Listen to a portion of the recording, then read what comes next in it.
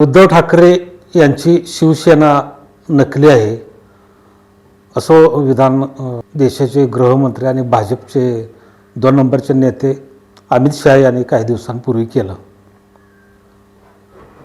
आता ही शिवसेना नकली आहे की असली आहे याचं उत्तर त्यांना या लोकसभेच्या निवडणुकीतच मिळणार आहे. नमस्कार, मी शिवाजी काळभोर, पत्रकार, सातारा. यशवंत महाराष्ट्र यूट्यूब चॅनलमध्ये आपलं स्वागत आहे.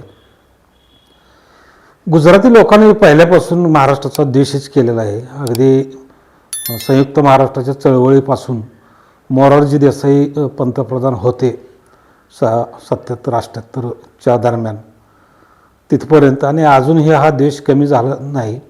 मुंबईत आपल्याला ते वेळोवेळी जाणवतं. कायम हे गुजराती जे समाज आहे तो महाराष्ट्रीयन लोकांना पाण्यात पाहत असतो. आणि आत्ताची जी देशातील परिस्थिती आहे, 2 गुजराती नेते देशावर राज्य करत आहेत 10 वर्षापासून, आणि शिवसेना एका अर्थाने फोडण्याचं काम या भाजपने आणि त्यांच्या या 2 नेत्यांनीच केलेलं आहे. मोदी पंतप्रधान व्हायच्या आधी ज्यावेळेला बाळासाहेब ठाकरे हयात होते त्यावेळेला भाजपचे सगळे नेते नाक घासत मातोश्रीवर येत असत आणि जागांची बोलणी तिथं व्हायची. बाळासाहेब ठाकरे आदेश द्यायचे आणि त्याच्यानंतर त्यांचा जो आदेश असेल तो ऐकावाच लागायचा त्यावेळेला. आता त्यानंतर बाळासाहेब ठाकरेंच्या पश्चात परिस्थिती बदलली. भाजपनं कुरघोडी केली, जागा वाटपात असू द्या किंवा सगळ्याच ह्याच्यात शिवसेनेला वाकवायचं धोरण त्यांनी अवलंबलं. आणि भाजपचं एकच धोरण असतं, प्रत्येक राज्यातला प्रादेशिक पक्ष संपवायचा आणि त्यांना महाराष्ट्रातली पण शिवसेना संपवायची होती. त्या दृष्टीने त्यांनी पावले पण उचलली.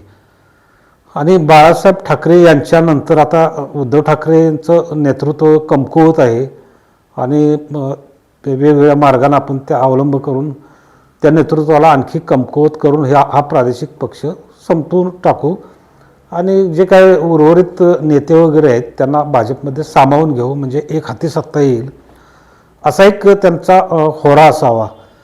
त्यानुसार त्यांनी पावले उचलली आणि शिंदे गट फोडला, त्यातले 40 आमदार फोडले आणि महाराष्ट्रातलं सरकार उलथवलं. इतर राज्यात त्यांनी जे उद्योग केले तोच उद्योग इथं पण केला. शिवसेनेला इतिहास आहे 1966 पासून, आणि प्रबोधनकार ठाकरे जे बाळासाहेब ठाकरेंचे वडील त्यांचाही मोठा सहभाग आहे शिवसेना स्थापन करण्यात. त्यांनीच हे नाव सुचवलं होतं. आणि प्रबोधन ठाकरे हे संयुक्त महाराष्ट्र चळवळीतले पण एक मोठे नेते होते. त्यांचे विचार हिंदुत्ववादी होते पण ते सावरकरवादी नव्हते. त्यांनी प्रबोधन नावाचं नियतकालिक पण चालवलं आणि आपले विचार जे त्यावेळेच्या ब्राह्मण वर्गाला पटत नव्हते, ब्राह्मण्यवादावर त्यांचे लेखनाचे आसूड ओरखडे असत आणि खूपच टीकात्मक पद्धतीने ते लिहित असत. त्यांच्यानंतर शिवसेनेची स्थापना झाल्यानंतर बाळासाहेब ठाकरे यांनी काही काळानंतर मराठी माणसासाठी हे जी भूमिका ठेवलेली होती ती साधारण 85 सालानंतर हिंदुत्ववादामध्ये, कट्टर हिंदुत्ववादामध्ये, ज्वलंत हिंदुत्ववादामध्ये परावर्तित केली. आणि त्याचा एका अर्थाने भाजपला तोटा होऊ लागला. भाजपनेही नंतर त्यांची ती आधीची विचारसरणी होतीच, परंतु नंतर त्यांनी हा ज्वलंत हिंदुत्ववाद स्वीकारला कारण त्यांना शिवसेनेला मोठं होऊन द्यायचं नव्हतं. त्याच्यानंतर उद्धव ठाकरेंनी बाळासाहेबांच्या पश्चात थोडासा हिंदुत्ववाद सॉफ्ट केला आणि जो आधीचा आक्रमकपणा होता तो त्यांच्या स्वभावाला धरून नव्हता आणि त्यांची आक्रमकता कमी झाली. आणि शिंदे गट फुटल्यानंतर भाजपच्या प्रयत्नाने त्यांनी काँग्रेसची आणि राष्ट्रवादी शरद पवार यांच्याशी जवळीक केली आणि सत्ता स्थापन केली. त्या दरम्यानच्या काळात त्यांना मुख्यमंत्री झालेले होते ते काँग्रेसच्या आणि ह्याच्या प्रयत्नांमुळे शरद पवारांच्या. आणि कोरोना काळात त्यांनी चांगल्या पद्धतीनं सेवा केली.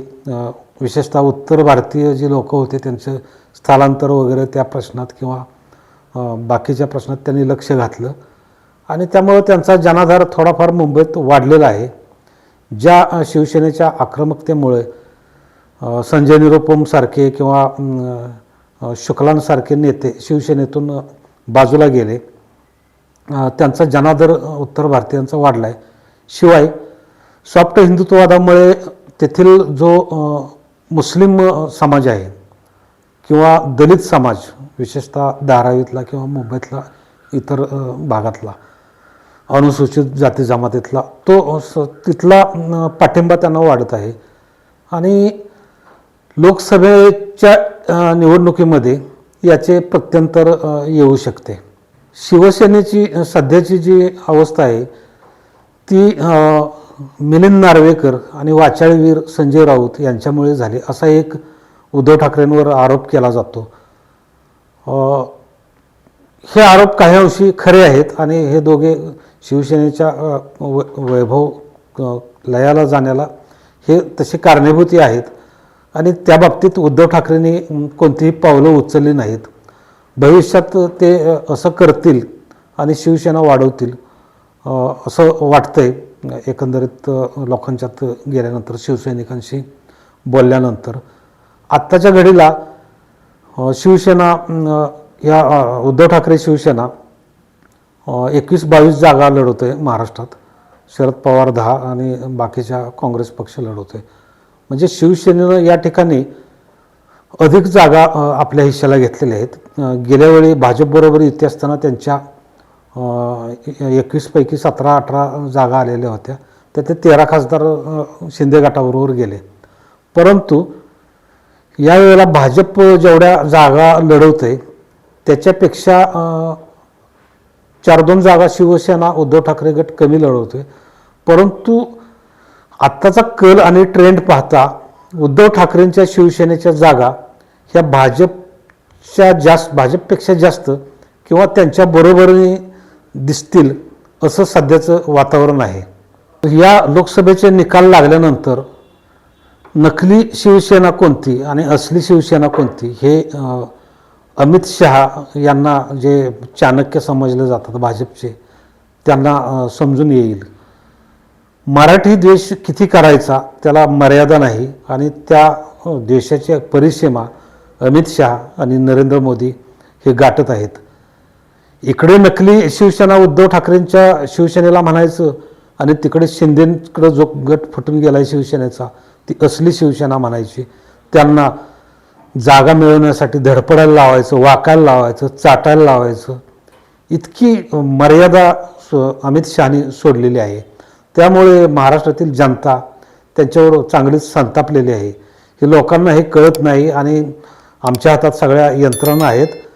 आम्ही नेत्यांना कसंही वागू शकतो, आम्हाला मनाला वाटेल तसं आम्ही वागू शकतो, तुम्हाला काहीही म्हणू शकतो, तुम्ही आमचे गुलाम आहात, असा जो गैरसमज अमित शहाने केलेला आहे त्याला उत्तर या निवडणुकीतच मिळेल. नमस्कार.